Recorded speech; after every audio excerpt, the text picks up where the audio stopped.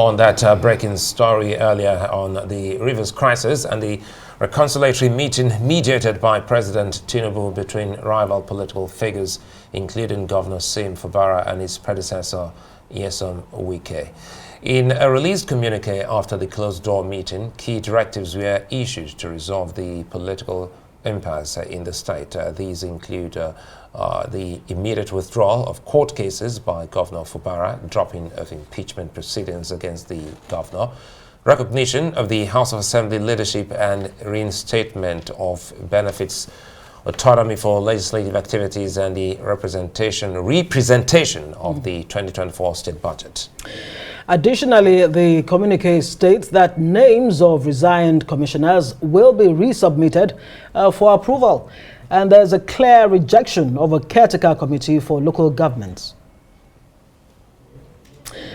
Right, let's bring in Arise Director of News and Politics Editor Sumner Sambo. He may be able to help us understand the politics of these developments in Rivers State. Sumner, good to see you. Thank you so much. Is this an uneasy calm, or is this truce really sustainable, especially when you break down some of the directives? What do you think? Even President Tinubu himself knows that this arrangement wouldn't hold waters.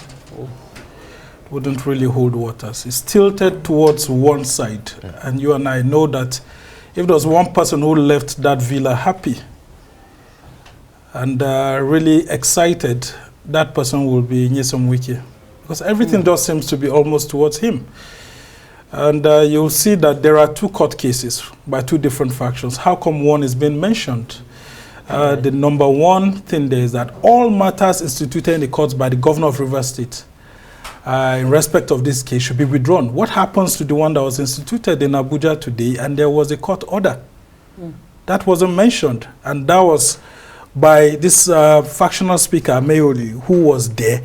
And Sim Fubara's own speaker wasn't there. If you look at the signatures that were appended to that document, you see Governor Sim Fubara was there, his deputy was there, deputy governor, and then Nyesom Wike was there. The speaker that's loyal to Nyesom Wike was there. How come the speaker that's loyal to Governor Sim Fubara wasn't there? So, I mean, we all know that in politics, a presidential intervention is much cherished, and I really like what President Tinubu has done. By intervening, he has shown that there's a political will from the federal side to be able to look for a resolution to this problem.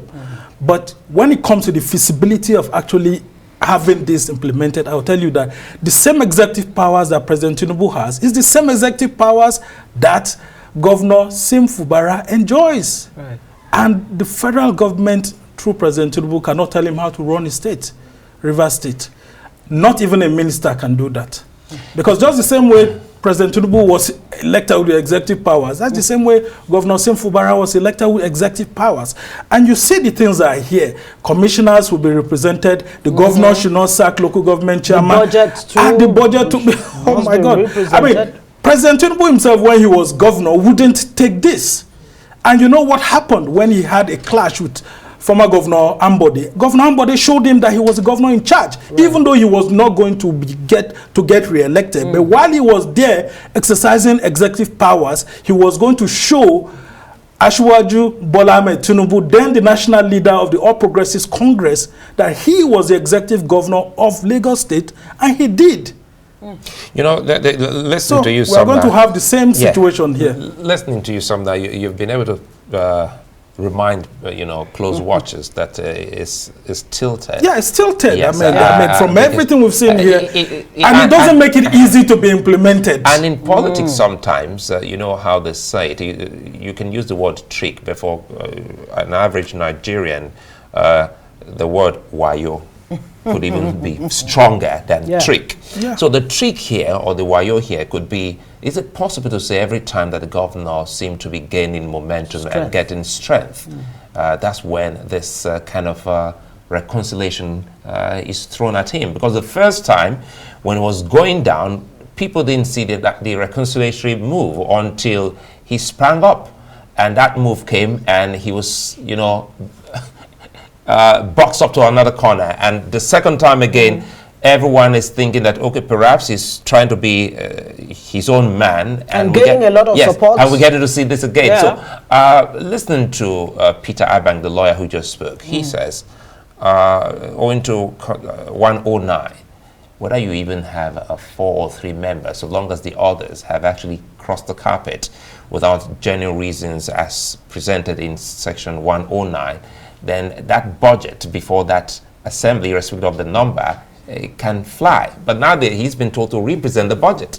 So how does this work for those legal minds who are still pointing to section 109? It's very simple. You can't put something on nothing. That's what the law says. In this instance, we've seen this situation coming to the fore and the laws of the land are not being obeyed. And that's where I actually fought President Tinubu. Instead of him asking for the laws to be obeyed, he's trying to find a political solution. And that's where it will backfire.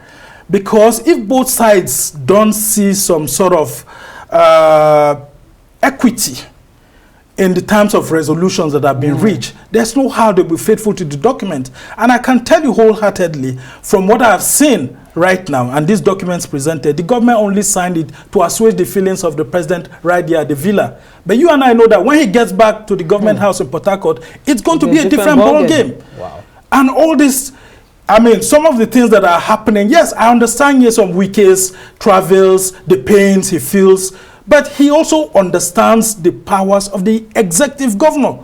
And the powers here is that whoever is elected by the people has the right to exercise the powers given to him by the people, and having been not a by governor, someone. Having been a governor, Wike would he have accepted? He would never have tolerated this situation. He would never have tolerated this, and that's why we are saying that, irrespective of the president's intervention, I think that what would happen in this instance is for these cases to be allowed to go through the judicial system. Right.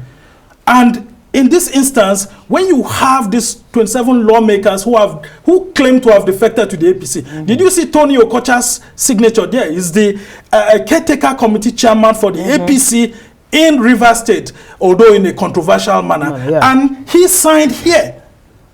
And now you see that the PDP too signed there. So at this instance now, you would have heard Tony Okocha saying that they are preparing ground for Wike to come and be the party leader of APC. I can say it clearly, like I mentioned earlier, is that APC is looking for Rivers State and Kano State ahead of 2027 by all means. That's why President Tinubu cannot stand on the law and tell Wike to hands off and let the rule of law prevail. And that's because Wike is doing him a political favor. Speaking of hands in hand, he needs to allow the rule of law to prevail. I mean, look at, 7 there.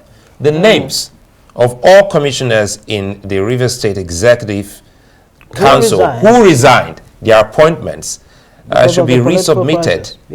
In addition to that, to the assembly, so that they can get reappointed. How feasible? This way, the people imposed on the governor by Nyesom Wike. So you are forcing the governor to still continue to work with people who don't even believe in his own ideologies. Shouldn't the president be his own man? If the president is his own man, why can't a governor be his own man? Is it a recipe for disaster? What's going on? No, I mean, it just tells you, even in Ondo, the president tried this, and there were things that were not acceded to. In addition to what Solai just read out, that's item 7. In addition to that, item 5 says the Rivers State House of Assembly shall choose where they want to sit and conduct their legislative business without interference and or hindrance from the executive arm of government. Yeah, I mean, if all things were working very well, this is what it should be. The legislature, if the main building has been burnt down, they should decide where they would want to. But do you think that the governor would want to? These are the same people who have said that they want to impeach the governor. So you want the governor to sleep on the same bed with his political enemies. What will happen to him if he wake up Sunday? That question again, is it a recipe for disaster? Yeah, I mean it is, because the governor is not going to obey this, because in the face of the law, there's no equity in the resolutions we have seen here. And if there's no equity, it becomes difficult to implement. Why would we want peace to reign in Rivers State? Nyesom Wike also feels pained that he sponsored someone to get in there politically. But you cannot mix politics and the law. Let's see if our producers can bring in number 3 in that communique again. And I want you to speak to number 3, because number 3 looks like the big the stumbling block. Yeah. The leadership of the Rivers State House of Assembly, as led by Right Honorable Martin Amewule, shall be recognized. Alongside the 27 members who resigned from the PDP. These are people who said they have resigned. They waved the flags of APC. You saw them there. I mean, the handy flag of APC. They were all waving it. I mean, that's all of them. So are you asking them to come back to the People's Democratic Party, which they don't believe in, which gave them tickets, and they rejected, where people gathered and voted for them on this platform, and they stood on the platform there in the House and said they were ditching this party? So how do you expect, how feasible is that? But I mean, these are some of the... In politics, nothing remains. I mean, there's no constant, right? Yeah. Permanent. Not in all times. There are some things that are pretty difficult, because in this instance now, the House of Assembly is going to be, well, if they had settled for a neutral person, not Edison Ehie or Martin Amewule, it would have been a little easier.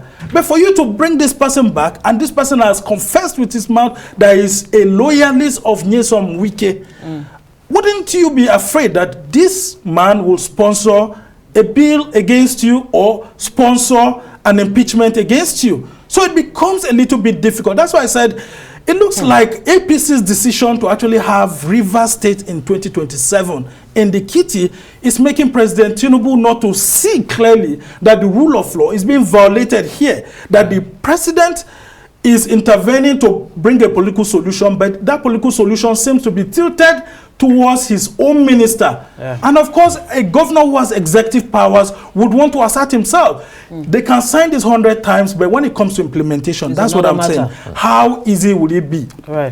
If the governor agrees, will his political loyalists agree? And you would have heard Rivers State elders all coming and saying that, look, we don't want this to happen. Do you think that if he takes this communique or resolution back to them, that they will endorse it? I mean, it will be terribly difficult to be endorsed. But we salute the peace moves of President Tinubu, and it's welcome. But I think there should be a follow-up meeting to this. This will be difficult. We'll stay on this. Sumner, Sambo, would like to thank you for your time. And if you missed out on that, you can actually get to our website, arise.tv.